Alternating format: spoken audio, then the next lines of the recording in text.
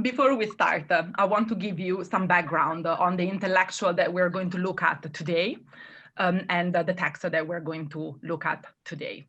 So the intellectual that I'm going to talk about is called Käbbädä Mikael. He's one of the most prominent Ethiopian intellectuals of the post-Second World War period. Born in 1914, he died in 1998. If you want to look him up online, you can also find his name spelled in different ways as Käbbädä with E, and his father's name also spelled like Michael in English. He was a literature person, he was a playwright, a poet, a translator, but he also wrote some history books. And today we're going to look at his historical thought. So we're going to look at one of the history books that he published in the 1940s. And in terms of his intellectual profile, he had a distinguished career as a civil servant. He doesn't come from an aristocratic family, and he rose through the ranks of the civil service, especially in the post-Second World War period. And he rose to the rank of Minister of Education at some point in the 50s. So you can see him here, very beloved and well remembered in Ethiopia nowadays. Next slide, please.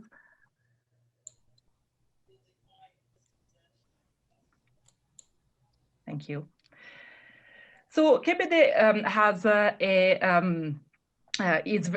distinguishes himself as he's going to school in pre-Italian occupation Ethiopia in the 1930s, and his educational journey is interrupted by Mussolini's invasion of Ethiopia in 1935, which was followed by 6 years of Italian occupation in Ethiopia from 1936 to 1941. So as you can see from the left, this is a screenshot from an Italian newspaper at the time that pronounces the war is over, Ethiopia is Italian, which is a claim that was undermined by the fact that throughout the Ethiopian territory, there were groups of Ethiopian resistance fighters, you can see them on the right, that kept fighting for the duration of the Italian occupation. So before the Italian occupation, Käbbädä is scheduled to study abroad. He's scheduled to study in France, but the Italian occupation cuts his educational journey short.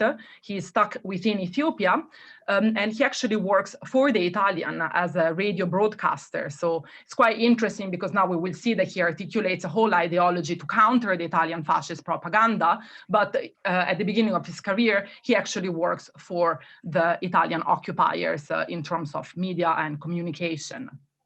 Next slide, please. Thank you. Now, when the Italians invaded Ethiopia, they had a powerful propaganda apparatus that centered around the claim that they were invading Ethiopia in order to free the slaves within the country. So this was at the core of the fascist propaganda to legitimize their invasion of Ethiopia, which was illegal under international law because both Ethiopia and Italy were members of the League of Nations that prevented member states from invading one another and waging war on one another. These are two examples of the type of Italian propaganda for the invasion. The book on the left is called The Last Bulwark of Slavery, Abyssinia, that's the name of Ethiopia at the time, and to the right, the horrors and misery of slavery in Abyssinia. Next slide. And again, the type of visual propaganda that the Italians promoted in order to legitimize their invasion of Ethiopia really had slavery at its core. We see on the left that this is another example of the kind of visual imagery that they were put out in terms of internal legitimation of the war and international legitimation of the war. You can see two Italian soldiers breaking the chains of two Ethiopian men wearing the traditional white cotton gown. Next slide. Now, this is an event that is a crucial one in the 20th century history of Ethiopia. What happens afterwards? And then we're going to deal with the ways in which the legacy of this propaganda that centered around the slavery, centered around the alleged perpetuation of slavery in Ethiopia, how Käbbädä tries to counter it, but also how it has an impact in the way in which national identity in Ethiopia is conceptualized after the Second World War. Now, the Italian occupation of Ethiopia ends in 1941. Emperor Haile Selassie is restored on the Ethiopian throne. The liberation of Ethiopia from the fascist occupation is in the context of the military maneuvers of the Second World War. So it's a British army that fights against the Italians and routes them out from Ethiopia, together with the Ethiopian resistance fighters that are fighting on the ground. The situation after the Second World War is a situation in which the former Italian colonies of Eritrea and Somalia remain under British military administration. And the UN set up a committee to try and decide the future of these two territories.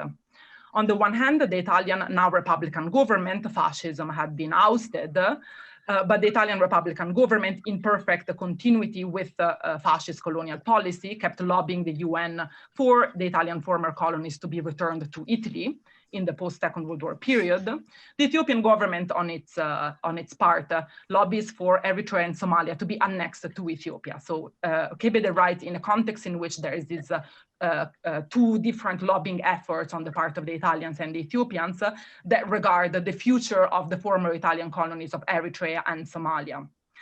The argument that was articulated on the part of the Ethiopian ruling elites is that Eritrea and Somalia had always been part of Ethiopia. Some international campaigners also toed this line and put forward books such as this book written by Sylvia Pankers that talks about Ethiopia and Eritrea as moving towards a reunion, so struggling to reunite. So again, it's this claim that Eritrea had always been part of Ethiopia. Next slide, please. And here we are at the book that we're going to talk about today, Ethiopia and Western Civilization.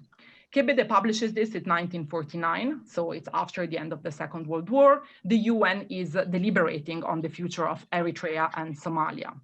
And this is a book, I actually have a copy here, so I'll try to, do the classic move of showing you the cover. There you are.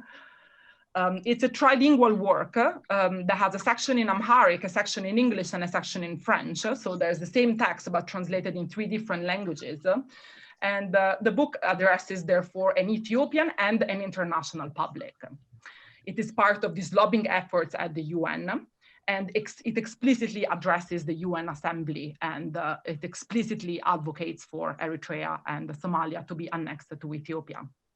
It's quite interesting that this book is part of a whole conceptual history of the concept of Selefane, this word here, which means a civilization in both a descriptive and normative way. So in a descriptive way, it means a civilization as like Greek civilization, Roman civilization as a descriptive term for a society that has a certain cultural identity recognizable in history, but it's also normative in the sense that civilization is used to mean the modern civilization that states ought to acquire in the 21st century.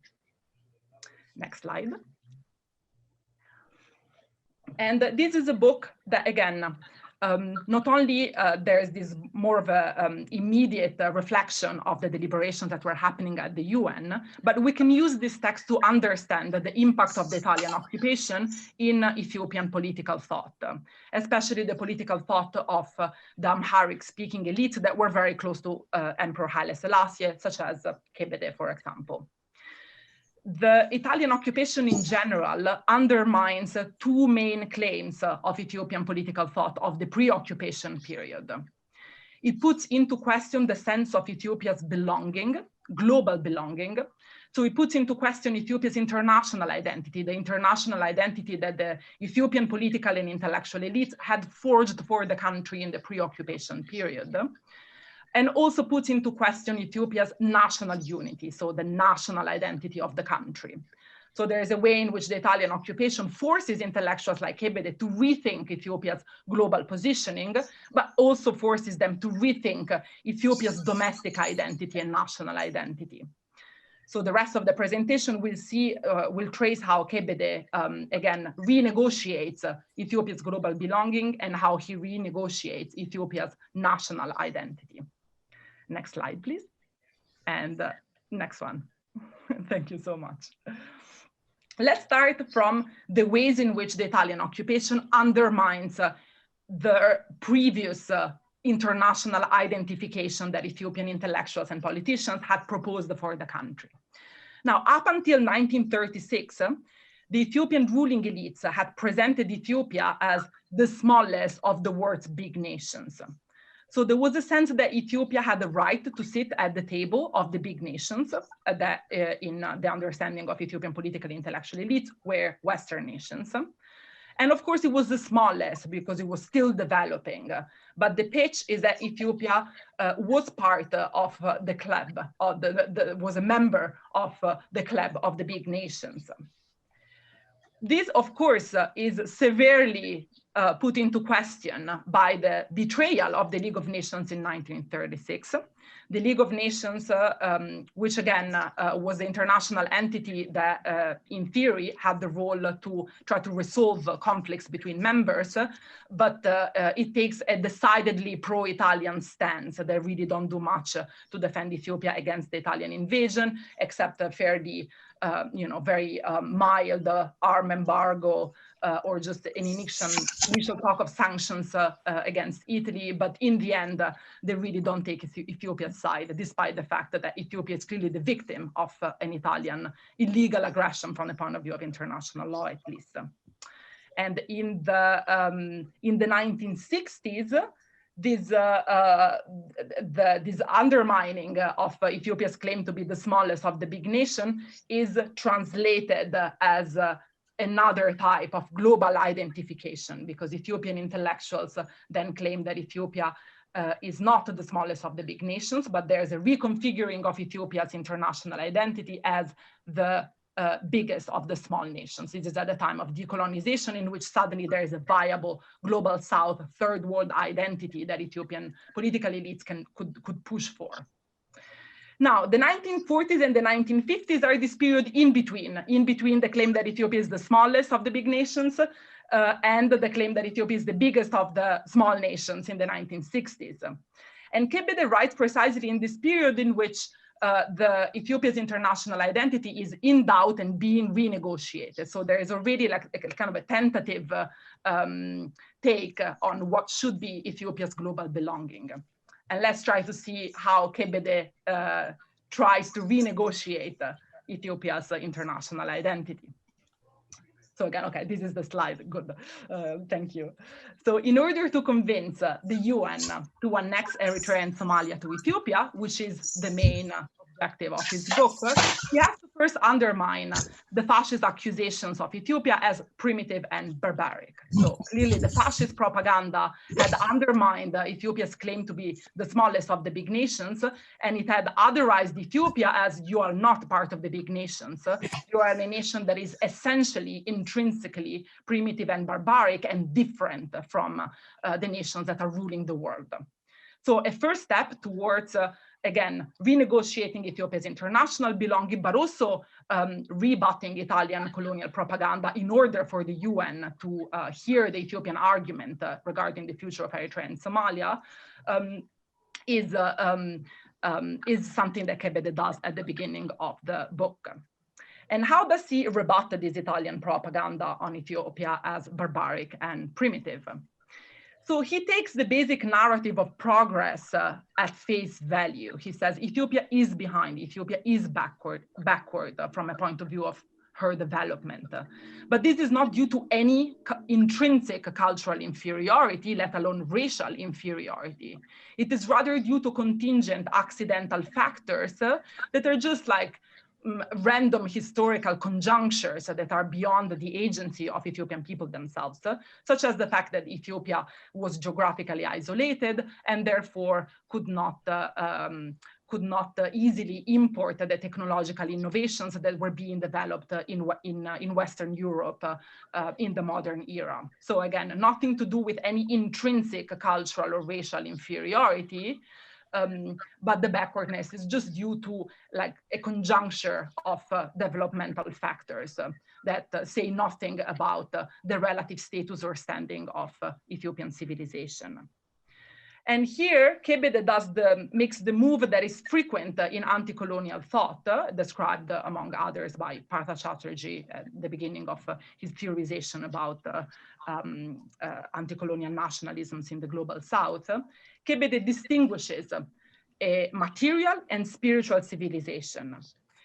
This is a distinction that hadn't happened before in Ethiopian political thought, but that starts to be drawn after the Second World War, precisely because the Western promise of progress and an expansion of civil and political rights seem to have been, seem to clash against the evidence of the horrors of the Second World War.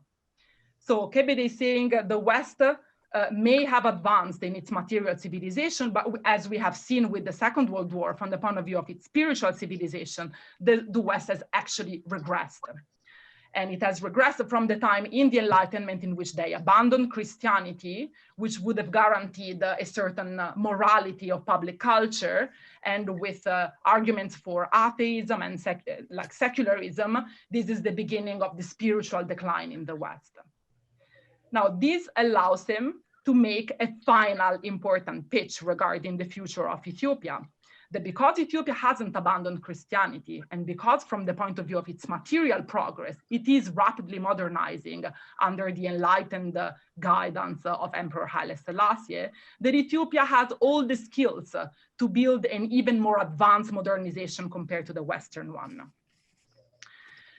So overall, in the situation in which Ethiopia's international belonging is at stake and it's being renegotiated, Käbbädä's claim is still that Ethiopia is the smallest of the big nations, but on its way or even destined to become the biggest of the big nations. But the idea is that Ethiopia is still part of the big nations, and the point of reference is always the West. Next slide, please. Thank you, thank you.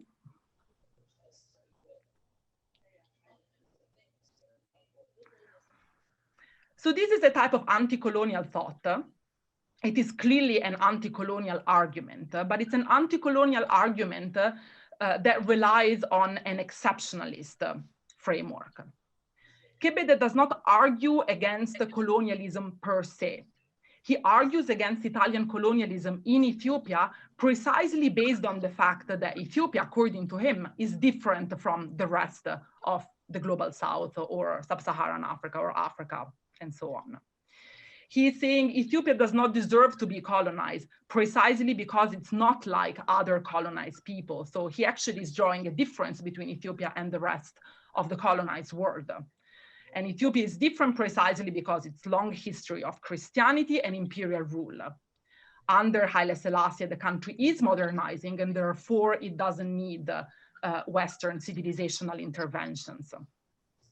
It is perfectly able to modernize on its own. So again, here we see that the shift to a more global South solidarity in Ethiopia, it hasn't happened yet. The anti-colonial argument is articulated in a way that separates Ethiopia from the rest of the colonized world. And it's actually premised on this difference between Ethiopia and the rest of the colonized world.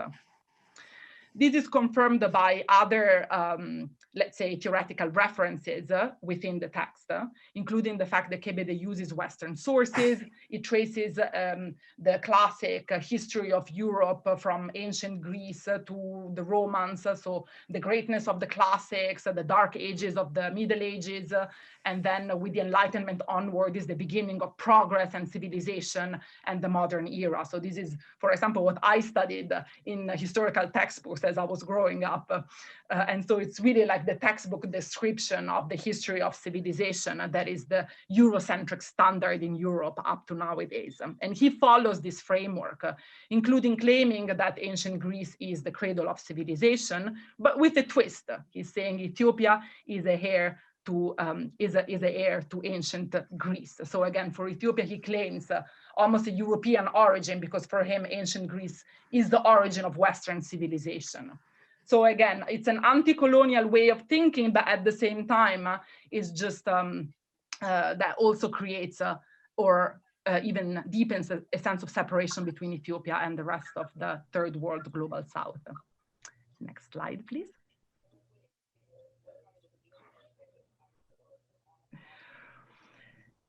At the same time, there are new elements to this work. Again, the claim remains the same. Ethiopia is the smallest of the big nations. Ethiopia will become the biggest of the big nations by virtue of not having abandoned Christianity. But at the same time, this unilinear vision of progress in which all societies progress through stages, and they go through these stages independently as a result of their own internal self-propulsion, is something that Käbbädä puts into question. So there's nuance to this. And he does incorporate for the first time in, let's say, mainstream Ethiopian political thought, elements of dependency theory that do acknowledge that there are global power hierarchies that actually prevent the small nations from following the same course as the so-called modernized nations. And I'm giving you two snippets of how he thinks about this, because this is really just the beginning of a more systematic critique of colonialism and of the power inequalities that regulated the international system. One of his arguments is that the mechanization of labor is what really caused the abolition of slavery. He's saying slaves were not needed anymore once labor got mechanized. So he's talking about the abolition of slavery as mostly driven by material changes, by material conditions. But also the mechanization of labor led to the expansion of industries, which in turn led to the need for raw materials that generated a wave of colonial conquests to deprive the people of the colonies of the product of the soil and all of the riches of the underground. So he's saying it would not be stupid to assert that the colonies took the place of slavery. He sees a continuity in the way in which Western nations modernize by exploiting first the coerced labor of enslaved people, and secondly, the colonized people and their natural resources. And so clearly here we start seeing that he's saying, well, the West did not modernize independently, but it modernized as a result of exploiting people outside of the West. Next slide, please. This is the final way in which he thinks about this, and then we wrap up for this section, and then there's just the other section, and then I'm done. So this section, let's keep seeing how he is renegotiating, again, this idea of global power hierarchies that actually prevent this unilinear progress from happening for all countries. Let's follow his reasoning here. On the one hand, the big nations were blaming us, small countries, for not having modernized. And on the other hand, they were hampering our advance towards progress, and they were trying to make us stumble. And then let's continue. He's saying there are two main obstacles that have undercut and still undercut Ethiopia's progress and modernization, one in the past and one in the present. In the past, one obstacle was the complete absence of neighboring countries from where she could come into contact with Western civilization. Again, he's saying civilization was born in the West, but Ethiopia could not progress because it was so geographically isolated to be cut off from the possibility of exchanging ideas or importing new scientific discoveries and technologies from the West. So again, Ethiopia is behind just for this series of almost like unfortunate historical accidents. It's not a testament to anything that Ethiopian civilization is or has produced historically. And then he continues, in the present, the other obstacle are the persistent rejections she faces every time she asks to get access to the sea, which would let her breathe in unison with the rest of the world. This is a reference to the need for Eritrea and Somalia to be annexed to Ethiopia. Ethiopia, in its borders at the time, and even now, is landlocked. So he's saying if the UN doesn't grant Eritrea and Somalia to the Ethiopian state, it's a way for them to proactively hampering Ethiopia's progress, because Ethiopia needs access to the sea in order to modernize. And if the UN actively denies Ethiopia access to the sea, not only it prevents Ethiopia's modernization, but by just opting for the alternative solution of handing over Eritrea and Somalia to Italy, it will create another dangerous colonial threat for Ethiopia that will further undermine Haile Selassie's modernization efforts. And overall, Käbbädä is very lucidly aware of the fact that the rules of the international system are rigged against the small countries, as he calls them. He's saying a country that stayed backwards in the field of modernization, but that wants to maintain its independence, is under the obligation of attaining in a few years the standards of modernization attained by its neighbors after 4 centuries of efforts. There is no way out. There's a system of double standards. The small nations essentially cannot win. Great European nations seem to want to say that non-modernized people have no right to exist. So again, this is in the context of a country like Ethiopia that was formally independent, but at the same time, that was under constant colonial threat. So from this point of view, the way in which Käbbädä makes a pitch to the UN that Eritrea and Somalia had to be annexed to Ethiopia, and also rebut Italian propaganda on Ethiopia being primitive and barbaric, is by, on the one hand, reiterating that Ethiopia is perfectly capable, and in fact, it has even more skills than the West to achieve modernization. And on the other hand, by denouncing the fact that this capability to achieve modernization has been proactively hampered by the international community itself in its attempt to maintain the power hierarchies that regulated the international system.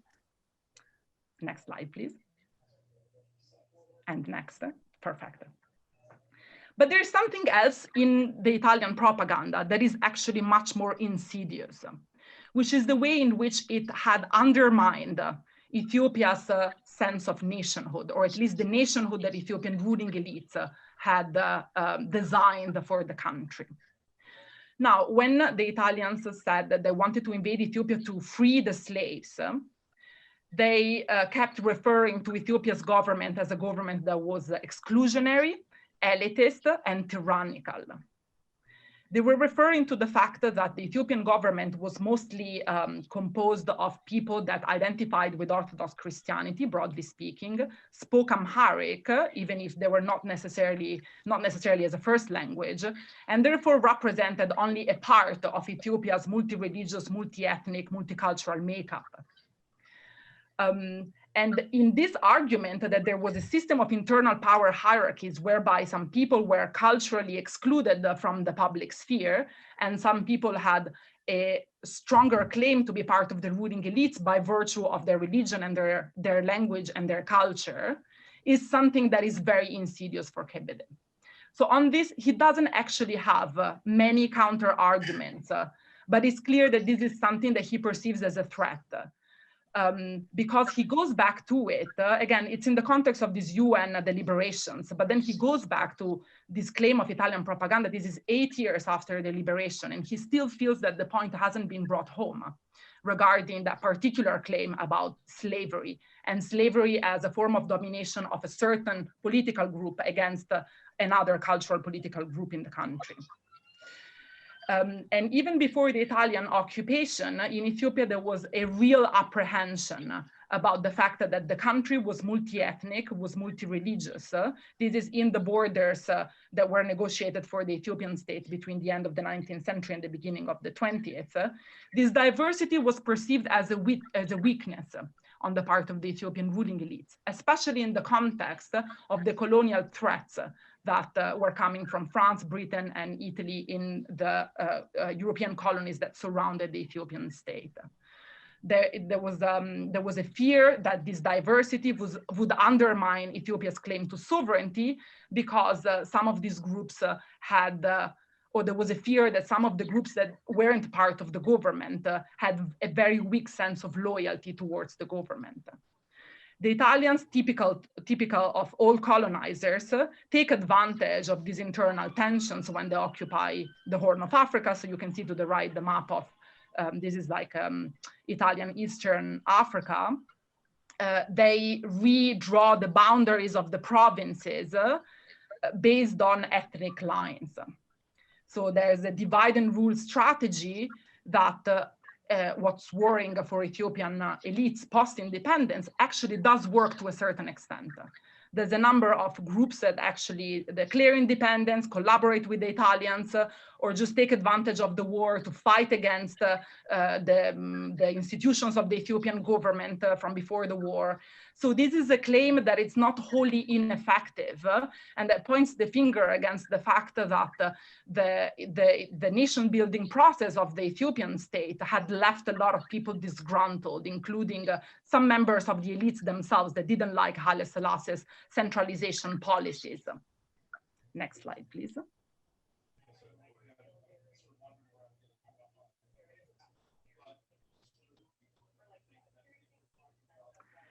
And we can see some of the hesitance. Sorry, also just 2 more minutes, please. Perfect. Then we have time for questions. This is like the penultimate slide. Perfect. Thank you very much. So we can see how tentative Käbbädä is here. And he partly contradicts himself. There's a lot of, he knows that by engaging with Italian accusations, he's legitimizing them, but at the same time, he wants to address them without lending them too much credibility. So the book is full of formulations such as this one. The emancipation of slaves in Ethiopia is an accomplished fact. If we are devoting in this work a greater attention to slavery, it's merely to give a historical overview of the problem, not because it is a problem of topical interest. This is why I should like the reader to consider the following pages as a retrospect, a looking back to things past, and not a reference to a question that is still occupying our minds. So you see that here he is tentative. But there's a way in which I think that from this formulation, you can see that the Italian argument is still powerful to the extent that he has to qualify even counteracting it. Next slide. And I think this is my last one. Yes. So again, the way in which he tackles, the way in which the Italians had, in a way, pointed the finger at what were internal power relations that existed within the Ethiopian state, is just by reiterating the call for national unity. He doesn't address the grievances of all the people that weren't happy with the Ethiopian government or Haile Selassie's centralization efforts. Those grievances for him were signs of just disloyalty towards the government, as opposed to being legitimate political grievances. And instead, he pushes for a national unity predicated on strong and firm assimilationist policies. We see this in his discussion of the role of Amharic as a national language. He repeats, how will Ethiopia, where several languages are spoken, be able to complete her unity if she does not improve her own language first? And then Ethiopia, a vast empire, an amalgam of people having various religions, needs to develop Amharic in order to fulfill the great civilizing mission that destiny had assigned her. This is very significant because this will be Haile Selassie's chosen policy after the Second World War. There's a lot of cultural assimilationist measures that, for example, prevented the use of languages other than Amharic in the public sphere. And these policies of assimilationism basically impose the Christianity and Amharic as the dominant languages of the state. So the idea of how to deal with this internal diversity, the solution of Haile Selassie's government is by erasing it, by creating sameness. So it's a unity predicated on sameness. That is the choice of Ethiopian elites at the time. And finally, last slide. Just like for Ethiopia's global belonging, Ethiopia's national identity, so these two debates about where we are in the world and who we are as a nation, they both find an alternative solution in the 1960s. In the 1960s in Ethiopia, we have a powerful student movement that does two things. First of all, it really pushes for an Ethiopian identification with anti-colonial movements and the anti-apartheid movement in South Africa, but in general, like the anti-colonial front around the world, and also with a greater identification with Blackness. And secondly, the student movement denounces explicitly this assimilationist model of nationhood, pushing for a greater recognition of different ethnicities, religions, cultures, languages within the Ethiopian state. But these two models, the assimilationist model and let's say the more multicultural, multi-religious model, are not resolved, in the sense that nowadays in Ethiopia, this is my final point, nowadays in Ethiopia, Ethiopia is just emerging from a civil conflict. I mean, the conflict is actually ongoing, but anyways, from a conflict in which these two models are confronting each other on the battlefield. So this is something that, as opposed to Ethiopia's global belonging, is something that Käbbädä doesn't quite solve. Again, he doesn't have many arguments regarding this. He doesn't quite solve, and it hasn't been solved nowadays. Thank you very much. Thank you very much, Sara. That was really fascinating. And as people gather, they gather their thoughts. In fact, please raise your hand if you have any questions. I had several questions, but let me just quickly start with one. Your paper really reminded me of something that I've written about recently, what I've called conservative anti-colonialism. So there's a version of anti-colonialism where anti-colonial thinkers and activists didn't really want to change social relationships very much. And it seems that Käbbädä falls very much in that category, that there is an interest in decolonizing to the extent of getting rid of colonial masters, but not of changing the social structure within the state itself, within the country itself. My question was really about the absence of race in this conversation. So one would imagine, especially with the 19th and 20th century colonization of Africa, the discourse around primitiveness of African people and the racial stereotyping and the raison d'etre of colonialism as a way of bringing out these primitive people from their primitiveness. It's interesting that race doesn't feature directly, or at least in what you've presented, doesn't feature directly in Käbbädä's thought. It doesn't mention this, doesn't bring out the difference between races at all. So is this something that you have chosen, or is this something that is actually a feature of his ideas? Can I answer? Yeah, okay. Thank you very much. This is, I think, something that is quite crucial in the history of Ethiopian political thought. There's not really an explicit engagement in terms of mainstream thought with Western racism. It's always implicit in the way in which the Ethiopian intellectual elites dealt with these global inequalities. So Käbbädä does not mention race, and this is representative of Ethiopian thought at the time. I've wondered about this like over the years. I do think that there is a way in which, by stressing the Christian identity of Ethiopia, they are trying to remobilize those ideas of Christian ecumenism of the early modern period. And they did not even want to engage with racist ideologies as a way not to lend them any credibility. So they keep saying Ethiopia is Christian. They never specify we are black, but we have a right to be part of the world's great nations, which is something that clearly went counter to European racial supremacist claims. So there is a way in which race does not quite feature, and there's just an emphasis on Christianity as a way that would allow the Ethiopian elites, according to them, to claim a sense of belonging with the Western hegemonic powers in the world. Now, there is ways in which race does appear here and there, but in this type of works that are mainstream, it's really not there. And we have to wait again until the 1960s for intellectuals to even articulate or critique the reluctance of the Ethiopian intellectual elites to identify with Blackness. So there's a lot of poetry, for example, in the 1960s on the part of the student movement that criticizes the way in which the Ethiopian elites did not consider themselves Black. And this is something that is an object of a really scathing critique in the 1960s, in which the students, the radicals, push for a political identification with Blackness in Ethiopia. But it's something that these older elites, such as Käbbädä, don't really talk about.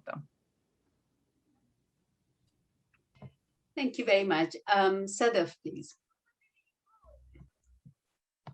Hi, thank you, Sara. That was really fascinating and very interesting, and has much or many resonances, as Humera was saying, with projects situated elsewhere, or that one could situate elsewhere. Now, this is something that I'm not very well versed in, but I'm just going to ask you maybe to articulate, so in a sense, what Humera was asking, but from the slightly different perspective of that kind of intimacy and confrontation with Italian colonialism or colonial occupation of a certain sort, but also the nature of Italian fascism, which was, not as informed by the kind of racialized kind of, or the racism was, kind of latter day as opposed to German fascism, influenced by that, by those racialized categories, but also, has other bases which are civilizational in the ways that you've laid out, but centered on a kind of Mediterranean civilizational kind of centering. But I'm wondering. So in that articulation, I'm just wondering that, as you're saying, the kind of elite Ethiopian who has a kind of relationship of intimacy with that kind of colonialism, how does that influence that notion, that kind of reflection about race and racialized categories and race as a kind of technology of rule at that time, or its absence? I guess is one thing that I'm asking. But the other way, and I'm just, this is a kind of suggestive point that I was thinking through, that as you were speaking, this notion of the biggest of the big nations or the smallest of the small nations, and it's this kind of, which is really fascinating. It's really interesting to hear it framed in those terms. But in a way, I mean, that's where I sort of see a parallel with around kind of late colonialism, or during the anti-colonial nationalism that got articulated in South Asia. There was an idea, so one of the things that had to be combated was the idea that that the kind of civilizational primitivism of our people had to do with the inability to apprehend ourselves as members of a nation, right? So we were a part of a tribe, a region, things of that sort. And so I'm wondering how, again, that kind of a thing also, how you would see that working out in Käbbädä. And I can see it in a way with the kind of propounding this view of assimilation. So I'm just wondering, well, maybe, maybe there's not a very explicit question in there, but I think it was really interesting for me to think it through in these other contexts as well. Thank you. Thank you so much, Sadaf. Your first question on how fascist ideologies on race influence Ethiopia's self-conception, or how it played out during that period. So in order to find the answer to this question, which I asked myself, I had to look for oral literature. So again, it's something that it's not the tightly controlled political thought that was being published and that was subject to censorship because it was an authoritarian political environment. In oral poems from the time, there is a way in which there's a lot of actually jokes about the Italians and their physical features. They are stocky, they're hairy, they eat disgusting things and so on. But that is not, there is not an acknowledgement of, so there is a way in which the Italians are presented as white and the Ethiopians are presented as black, but this is considered a difference that is just, again, a physical difference, an accidental difference. It doesn't translate into any sort of cultural hierarchy. So it's almost like the argument on racism did not even find any resonance, like it wasn't internalized in any ways. When it comes to the kind of racial perceptions of the Ethiopian elites, I think, again, the conception of slavery within the country was mostly within the framework of religion. So the history of slavery in the country is a history in which the, broadly speaking, Christian elites that also had physical features that were, slightly lighter skinned. They defined their skin color as red, for example, were ruling, and the people that were the most likely victims of the system of slavery had slightly darker skinned and so-called more African features. But again, the physical aspect of this is just something that is a byproduct of the fact that Christians believed that only non-Christians could be enslaved, and although there are plenty of exceptions to this, it was regulated based on this Christian morality, whereby if you're not Christian, you can be enslaved because you will go to hell.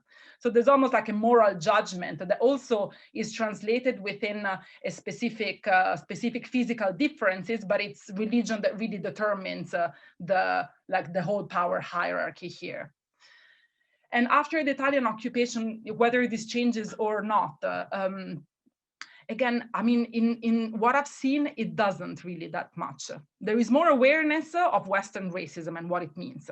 Because I think that for a lot of Ethiopians that traveled to Europe at the beginning of the 20th century, again, because their country was independent, because they're Christian, because they had all of these narratives about Ethiopia as this biblical land, some of them do not experience the kind of racism that other Africans, for example, experience in Europe. They still experience racism, but I think their positionality is a little bit different.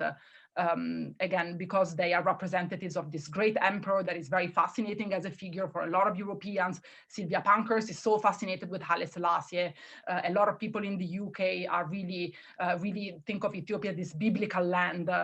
So in a way, before the Second World War, there's few Ethiopians that experience that kind of vicious scientific racism in Europe, although I'm sure that they did, but maybe to a lesser degree than other Black people in Europe.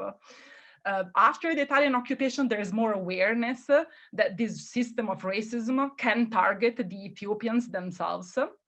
But again, in Käbbädä, up until the 1960s, for 2 decades, the 40s and the 50s, there is no way in which there's either a counter argument to that, or that this is included in any kind of comprehensive ideological framework. It's almost like it's not tackled because it's too difficult to really situate Ethiopia within that.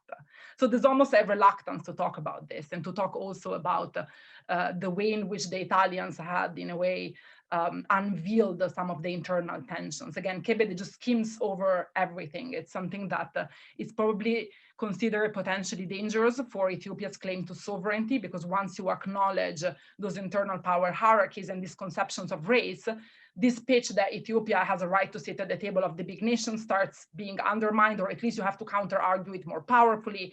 And the claim that Ethiopia is sovereign despite all of these internal ethnic differences is also partly something that is implicitly undermined, or at least it needs an even stronger counter argumentation for. So this is my sense. I hope it answers your question. You asked also about the sense of nationhood and belonging to the nation. Yeah, I think that is the problem of the transition between the empire and the state as a political form of organization, in which a lot of people found themselves to be citizens, but in any case, they weren't actually politically part of the Ethiopian empire before, or if they were part, were maybe tributaries of the Ethiopian empire. They were not annexed in that sense of, you know, the state as you either have or not have sovereignty over a particular region. So yeah, so that also played a role. I'm just gonna stop here, otherwise I'll speak for another 10 minutes. Thank you. Sarah, we have 3 questions, I think, as far as I can see. Let me read out 2 of them, and then Jonathan will ask his question. So the first question is from Maher, and they say, could you further discuss the possible similarities between the Ethiopian emphasis on religion and the parallel with Palestinian colonization? And then we have a question from Portia, and Portia asks, sorry, this is, Portia, do you want to ask your question yourself? Sorry, my screen is playing up suddenly. So Portia's question is, fascinating talk. I was wondering if you could talk a bit more about slavery in Ethiopia. Historically, what social/ethnic/racial forms of stratification were mobilized to justify slavery? How do these ideas dovetail or not with what you describe as Käbbädä's American assimilationism on the one hand and imperial racial politics on the other hand? And finally, let me call on Jonathan to ask his question as well. Jonathan, you said you could ask it directly. Yeah, sure. Can you hear me? See me? Yeah, great. Yeah, brilliant. So my question was just about this really interesting distinction that you make between spiritual advancement and material advancement. In particular, whether this idea that while Ethiopia might not be as materially advanced, might have sort of railways and technologies and industry, there's a sort of spiritual advancement. I was wondering sort of to what degree that was seen to be part of a sort of deep important conviction on his part and on the part of some of the other anti-colonial thinkers you said have employed similar sort of distinctions there, and how much of it is a version of maybe the playing up to certain European romantic ideals of Ethiopia as, you know, this devout Christian land in which, you know, they are still sort of, you know, in this sort of biblical world which is, you know, lost to the sort of corrupt, disillusioned modern West. And if so, if there is this real sort of conviction in spiritual advancement as being something as important or more important than material advancement, how is this sort of spiritual advancement supposed to form the basis for a proper, you know, for a new and better kind of modernity? And then just maybe a final bit to add on the last bit of that, whether that decoupling of spiritual and material advancement is in some way a kind of refutation or a way of pushing back against a kind of narrative that we've spoken about before, of a sort of Hegelian one, which sort of runs the two of them together, the kind of, you know, the spiritual advancement and the material one are sort of evidence for each other, and the fact that we're more materially advanced is evidence for the fact that we, you know, have the right spiritual ideals.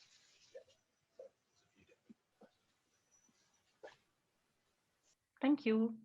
Shall I go ahead and answer? Perfect. So Jonathan, I think your microphone had the volume that was a little bit low, but I hope I understood everything that you asked. On again, to what extent this Ethiopia's self-identification with Christianity was also due to an international political power configuration in which it was also useful for them to claim that they were Christian as a way to just claim to be closer to European nations. Yeah, I mean, on this, I think that there was this process of co-constitution of Ethiopian nationalism. And of course, we find it in a lot of other nationalisms around the world, in which partly the Ethiopian elites were Christian and Amharic speaking, but there is a long history of Ethiopian relationships with Europe in which Christianity was leveraged for diplomatic, to meet certain diplomatic goals. So for example, by just saying we're both against the Ottomans, or we both believe in you know, Jesus Christ and so on, then we can collaborate. Please send me some military aid, send me some military help. So this common identity was something that throughout history Ethiopian emperors used to gain some political advantages in their dealings with Europeans.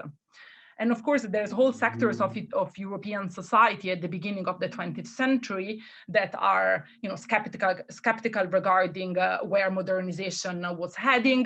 Clearly, the whole modernist movement in art is against what was perceived to be the cold industrial culture of industrialization and modernity. And I think that for those sectors of the population, the idea of Ethiopia as this mythical biblical nation, partly untainted by all the evils of civilization, was something that was very appealing. And the Ethiopian elites, especially because they were painfully aware that Ethiopia was much weaker from the military and economic point of view, so it really couldn't compete with European nations on those grounds, but they were very aware they could make use of this narrative in order to gain some allies or diplomatic advantages in their dealing with Europe. On the distinction between material and spiritual advancement, a lot is said about this in Ethiopian political thought from this period. Partly, again, we find it in other countries as a way to create culture as the site of anti-colonial identity articulation. And again, here I'm just repeating the basic argument of Chatterjee among others. so in Ethiopia, the emperor was also the representative of the Orthodox Church, or at least was seen as the defender of the Orthodox Church, and that was considered to be a way in which public morality could be guaranteed. So the type of political thought is a political thought in which the state was not only a series of institutions that were administering justice, the law, taxes, and so on, but the state was also a kind of ethical system of people coming together and had to form an ethical guarantee for the country. So that stayed, and for Käbbädä, that is the big difference between Ethiopia and Europe. Clearly for him, the Second World War is evidence that European civilization, there's something wrong with it, despite what the Europeans say about themselves. And so then for him, it's much easier at this stage to make the argument that Ethiopia, not only it's not primitive and barbaric, but it's the West that is. At least from the point of view of spiritual civilization, again, because I think for material civilization, for a lot of these anti-colonial thinkers, it was much harder to counteract. But also by distinguishing the two, you can very easily detach ideas of development from ideas of relative cultural superiority or inferiority. You can say, yeah, I mean, you have the technology, but it doesn't say anything about the relative status of your culture. So there is this process of detachment, the detachment of material and spiritual allows to articulate an anti-colonial identity that is a positive identity that can escape the discrimination and racism of the West. Let me just I'll go to these other questions. She says you answered mostly her question already in response to Sadaf's, but perhaps Maher's question very quickly. Thank you very much. We have 2 minutes remaining. Yeah, I mean, I would love to think more about this. I'm not too sure exactly from which angle you want me to speak about this. Ethiopian Empire's religion and Palestinian colonization, similarities. I think, I mean, we're talking roughly about the same period. For Ethiopia, the stress on religion, I mean, it's a state that inside it has these hierarchies, and some people have interpreted these hierarchies inside the Ethiopian state as colonial hierarchies. So they talk about internal colonization for Ethiopia. But I think that compared to Palestine, we are not witnessing the case of a settler population that is moving into the country. So from that point of view, I think the two cases are slightly different, although clearly religion does play a role in both of them. So I don't know, maybe you want to elaborate on the question? Maher, if you're here and you want to very quickly, let me see if Maher is here. Actually, it doesn't look like it anymore. Okay, actually, we are just at time now. So thank you so much, Sara. This was fascinating. And it was a really, really useful insight into the kinds of debates and arguments that were made, you know, sometimes sidelining race and racism and at other times kind of bringing it in, but indirectly. And so thank you very much for a very rich paper and a very rich discussion as well. As always, there's too little time, but you know, just the fact that there are still questions coming in attests to the richness. So I think what I will do is forward on some of the other questions to you so that you have them for, you know, just for your own reflection. This is the most interesting part, I feel, always, of presenting the questions and comments you get. Thank you so much, Sara, again. And thank you, everybody else. And see you in 2 weeks' time. Thanks.